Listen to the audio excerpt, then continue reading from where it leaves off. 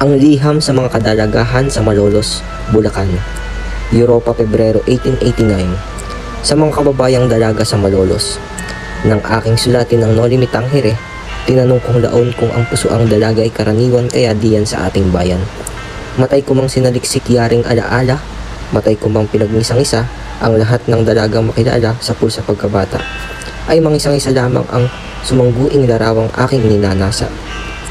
Tunay at labis ang matamis na loob, ang magandang ugali, ang binibining anyo, ang mahinghing asal, ngunit lahat ng ito'y laguing nahahaluan ng lubos na pagsuyo at pagsunod sa balang sabi o hiling ng nangangalagang amang kaluluwa.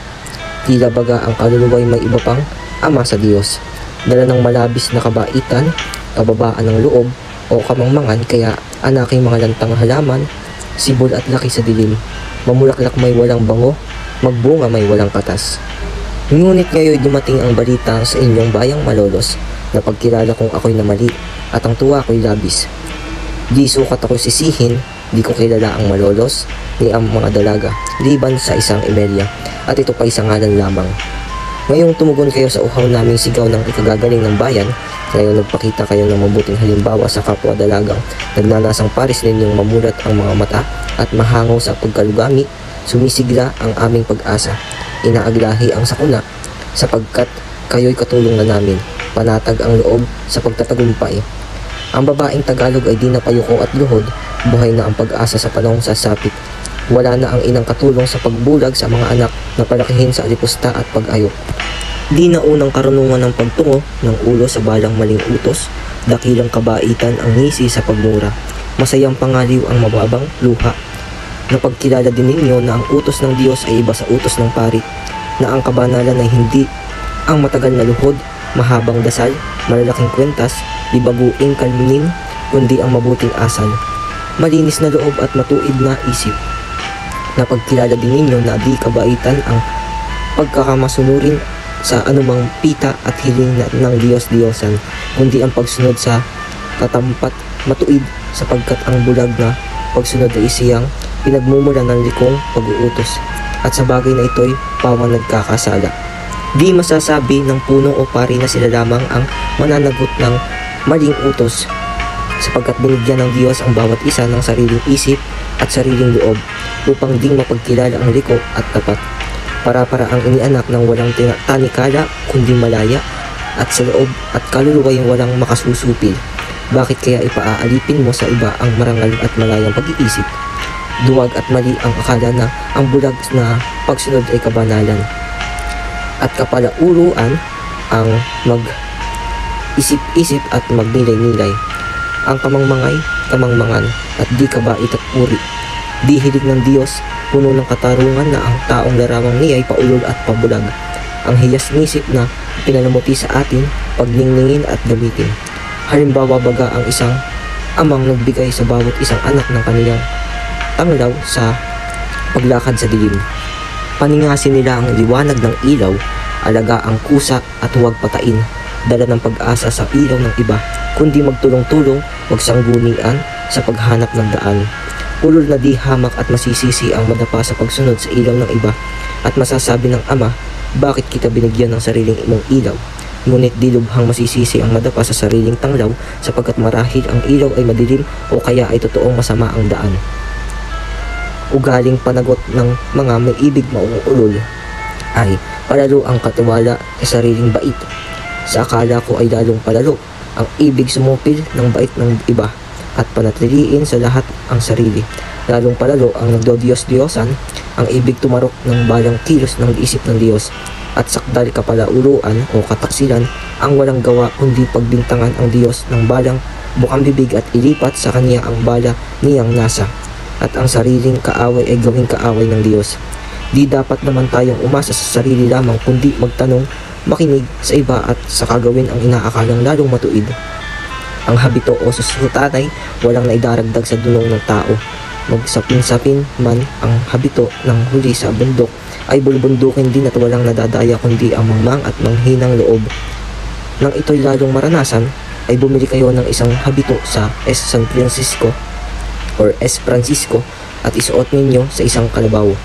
Kapalaran ng Kung paghabito ay hindi magtamad, lisanin ko ito at dalhin ang salita sa iba. Sa kadalagahang punlaan ng bulaklak na namumugay, dapat ang babae magtipon ng yaman na ipapamana sa lalaking anak. Ano kaya ang magiging supling ng babaeng walang kabanalan, kundi ang magbubulong ng dasal, walang karunungan kundi awit, nobena at milagrong pang-ulol sa tao, walang libangang iba sa panggigay o magkumpisal kaya ng malimit ng mulit-muling kasalanan? Anong ang magiging anak kundi sa kristan, bataan ng kura o magsasabong? Gawa ng mga ina ang kalugamian ngayon ng ating mga kababayan sa lubos na paniniwala ng kanilang masintahing puso at sa malaking pagkaibig na ang kanilang mga anak ay mapagkagaling. Ang kagulang ay bunga ng pagkabata at ang pagkabata ay nasa kandungan ng ina. Ang inang walang maituturo kundi ang lumuhod, humalik ng kamay, huwag mag-antay ng anak ng iba sa dungo o alipustang alipin. Kahoy na laki sa burak, daluro o pagatpat o panggatong lamang, at kung sakaling may batang may pusong panghas, ang kapangasan ay tago at gagamitin sa sama, pares ng silaw sa kabag na di makakapinta kundi pagtatakip silim. Karaniwang panagot ang unay kabanalan at pagsinta sa Diyos. Ngunit ano ang kabanalang itinuro sa atin?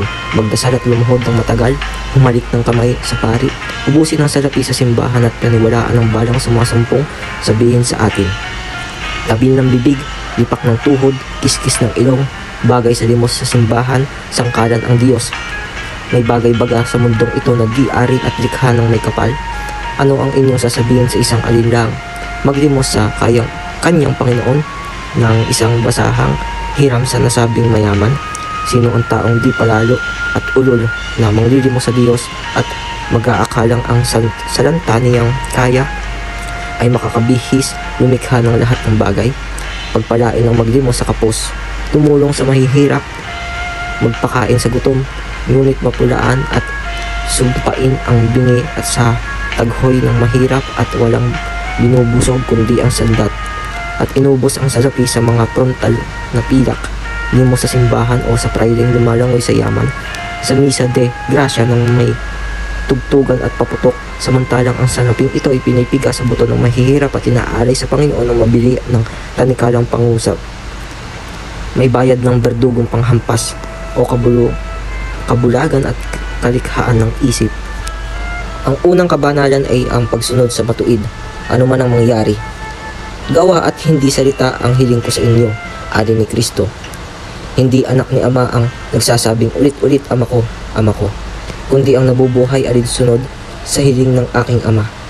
Ang kabanalan ay wala sa pulpol na ilong, at ang kahalili ni Kristo ay di kilala sa halikang kamay. Si Kristo ay di humalik sa mga Parseyo, hindi nagpahalik kailan paman. Hindi niya pinataba ang mayaman at palalong eskribas. Wala siyang binanggit at kalmin, walang pinagkukwintas, hininga ng pamisa at di nagpabayad sa kanyang panalangin. Di napaupa si San Juan sa ilog ng Jordan, gayon din si Kristo sa kanyang pangangaral. Bakit ngayon ang mga pari walang bigong kilos na di may hinihinging upa? At gutom pa halos nagbibili ng mga kalmen, kwentas, Korea at iba pa, pangdaya ng salapi, pampasama sa kaluluwa. Sapagkat kalamingin mo man ang lahat ng basahang luz sa lupa, pintasan mo man ang lahat ng kahoy sa bundok, ibilibid mo man sa iyong baywang ang lahat ng balat ng hayop, at ang lahat ng ito'y pagkapaguran, mang pagkurus-krusan at pagbulong-bulungan ng lahat ng pari sa sandaigdigan, at iwisik man ang lahat ng tubig sa dagat, ay di mapapalinis ang maruming loob, di mapapatawad ang walang pagsisisi.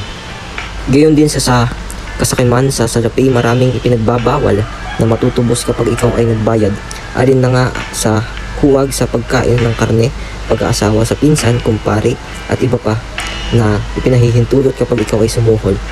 Bakit nabibili baga ang Diyos at nasisilaw sa salaping paris ng mga pari? Ang magnanakaw na tumubos ng bula de komposisyon ay makakaasa sa tahimik na siya'y pinatawad.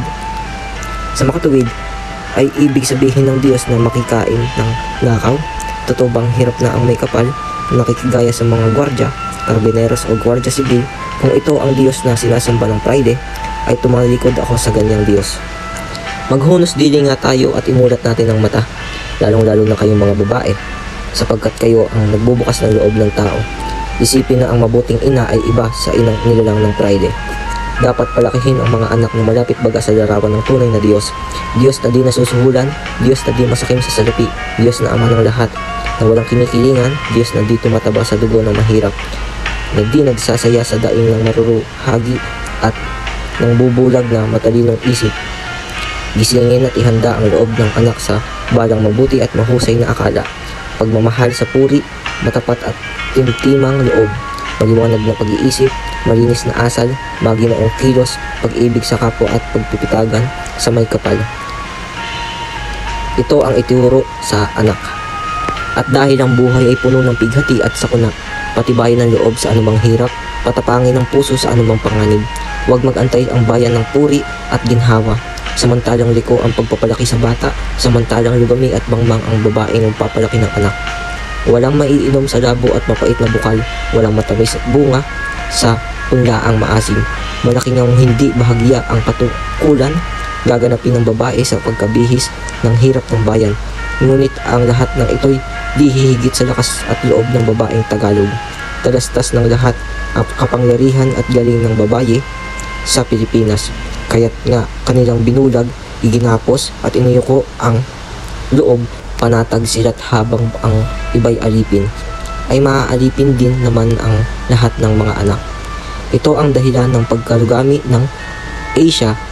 Ang babayi sa Asia ay mangmang at alipin, makapangyarihan ng Europa at Amerika dahil dooy ang mga babae malayat marunong, dilat ang pag-iisip at malakas ang loob.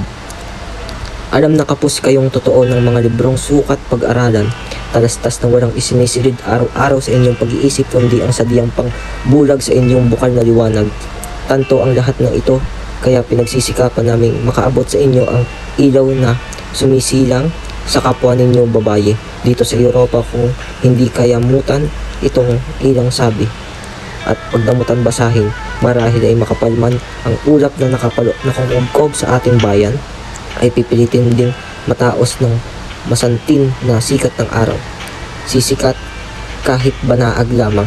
Di kami manglulumo kapag kayo'y katulong namin. Tutulong ang Diyos sa pagpawi ng ulap, palibasay siya ang Diyos ng katotohanan, at isasauli sa dati ang dilag ng babayeng Tagalog na walang kakulangan kundi isang malayang sariling isip, sapagkat sa kabaitay labis. Ito ang nasang lagi sa panimdim na nagpapanaginip ang karangalan ng babayeng kabiyak ng puso at karamay sa tuwa o hirap ng buhay. Kung dalaga ay sintahin ng binata, di lamang dahilan na sa ganda o tamis ng asal, kundi naman sa tibay ng puso, taas ng loob, makabuhay baga at makapanghinapang sa mahina o maruruwagang lalaki, o makapukaw kaya ng madidilag na pag-iisip. Pag isang dalagang bagang sukat ipagmalaki ng bayan, pagpitagan ng iba, sapagkat at karaniwan sabi-sabi ng mga Kastila at pare na nanggagaling diyan ang karupukan at kamangmanga ng babayeng Tagalog na tila baga ang mali ng ilan ay mali ng lahat, at anaki ibang lupa ay wala ng babaeng marupok ang loob. At kung sa bagay maraming may susurot sa mata ng ibang babae ang babayeng Tagalog, gayon may dala marahil ng kagaanan ng labi o galaw ng dila. Ang mga Kastila at pare pagbalik sa Espanya ay walang unang pinamamalabad, pinaglilimbag, ipinagsisigawan, halos sabay ang halakhak, alipusta at tawa, kundi ang babaeng si gayon ay gayon sa kumbento, gayon sa Kastilang pinatuloy sa iba't ibang pang nakakangalait. Sa tuwing maiisip na ang karamihan ng mali ay gawa ng kamusmusan, labis na kabaitan, kababaan ng loob o kabulagan, kayang kalalangan din nila. May isang Kastilang na gayoy mataas na tao na pinatuloy natin sa habang panahon. Siya ay lumaguygoy sa Pilipinas. Pagdating sa Espanya, ipinalambad agad na siya raw ay nanunuluyan minsan sa kapangpangan, kumait, natulog, at ang maginoong baybayin nagpatuloy ay gumayon at gumayon sa kanya. Ito ay iginanti sa napakatamis na loob ng babae. Gayon din ang unang pangpahili ng pare sa nadalaw sa Kastila ay ang kaniyang mga masusunuring dalagang tagahalik ng kamay at iba pang kahalo ang ngiti at makahulugang kindat. Sa librong ipinalimbag ni Don Sinibaldo de Mas at sa iba pang sinulat ng mga pari ay nalathala ang mga kasalanang ikinumpisal ng babae na di inililihim ng mga pari sa mga dumadalaw na Kastila, at kung magkaminsan man pa ay dinadagdagan ng mga kayabangan at karumihan hindi mapaniniwalaan. Di ko maulit dito ang mga di ikinahiyang sinabi ng isang prayle kay mas di nito may paliwanag. Sa tuwing maririnig o mababasa ang mga bagay na ito'y itinatanong namin kung Santa Maria kaya ang lahat ng baybaying Kastila at makasalanan na kaya baga ang lahat ng babaying Tagalog. Ngunit kung sakaling magsumbat at maglathalatan ng puri, datapwat ilisanin ko ang bagay na ito, sapagkat di ako paring confessor o manunuluyang Kastila na makapaninira ng puri ng iba. Itabi ko ito at ituloy sambit ang katanungan ng babae. Sa mga bayang gumagalang sa babaeng para ng Pilipinas, dapat nilang kilandanin ng tunay na lagay upang ding magampanan sa kanila'y iniasa. Ugaliing dati kapag nanliligaw ang nag-aaral na binata ay pinangangayayang lahat dulong purit sa lapi na tilay baga ang dalagay walang maisasabog kundi ang kasamaan. Ang tapangay kapag napakasal ay nagiging duwag. Ang duwag na datihan ay nagwawalang hiya. Natilay walang hiya inaantay kundi ang mag-asawa para may pahayag ang sariling kaduwagan. Ang anak ay walang pangtakip sa hina ng loob kundi ang alala sa isang ina, at dahilan dito nalunok na abdo nagtitiis na tampal nasunod sa lalong hunghang na utos at tumutulong sa kataksilan ng iba sapagkat kung walang natakboy walang manghahangad, kung walang isdang munti walang isdang malaki. Bakit kaya baga di humiling ang dalaga sa iibigin ng isang marangal at mapuring pangalan?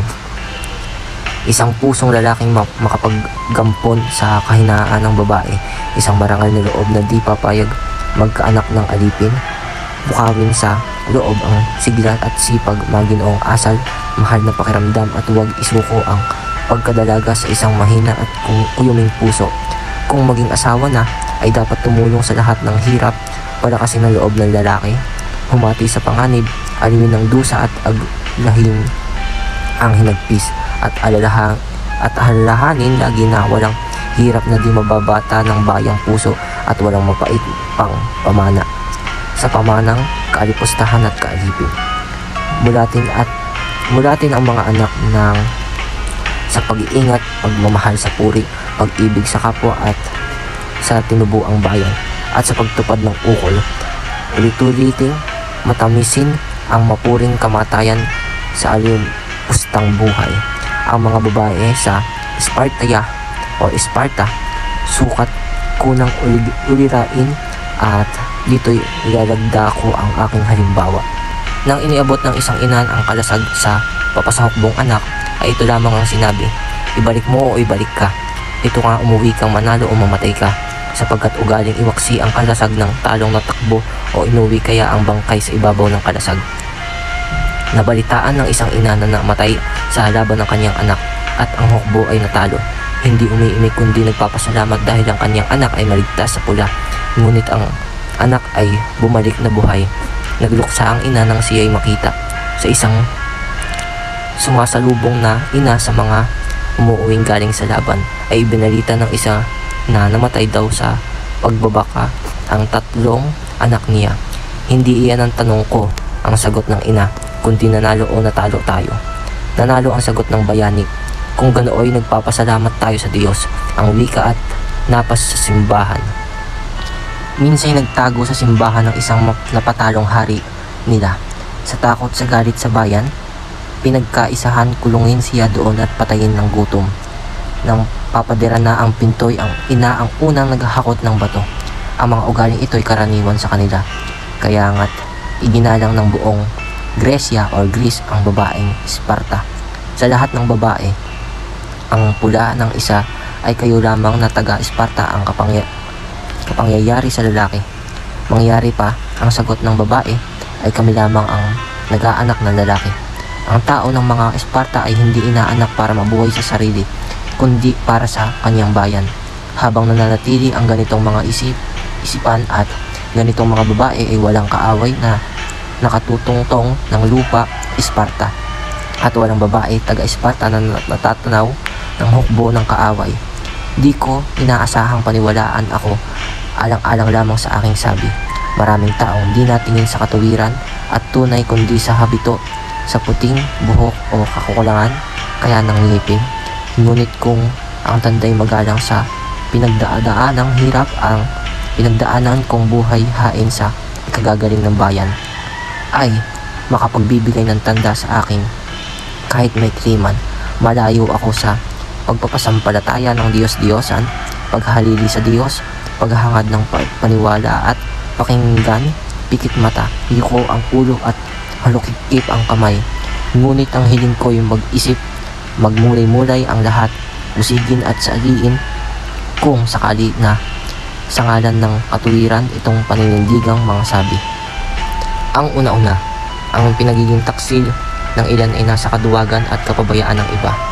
Ang ikalawa, ang iniaalipusta ng isa ay nasa kulang ng pagmamahal sa sarili at nasa labis na pagkasilaw sa umaalipusta.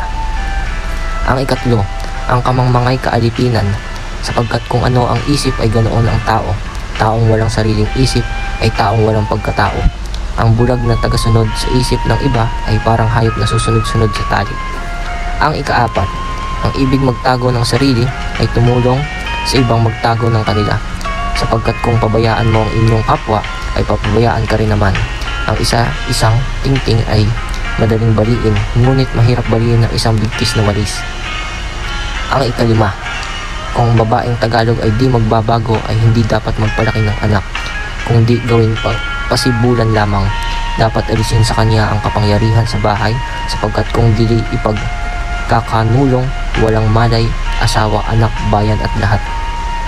Ang ika-anim, ang tao'y inianak na paris-paris, hubad at walang tali. Di nilalang ng Diyos upang maalipin, di binigyan ng isip para pabulag, at di hinayaan o hinayasan ng katuwiran at ng maulol ng iba. Hindi kapalaluan ang di pagsamba sa kapwa-tao, ang pagpaliwanag ng isip at paggamit ng matuwid sa anumang bagay. Ang palaloy, ang napapasamba, ang bumubulag sa iba, at ang ibig paniigin ang kaniyang ibig sa matuwid at katamtapan. Ang ikapito, liningin ninyong magaling kung ano ang relihiyong itinuturo sa atin. Tingnan ninyong mabuti kung iyan ang utos ng Diyos o ang pangaral ni Kristong panglunas sa hirap ng mahirap, pangaliw sa dusa ng nagdudusa.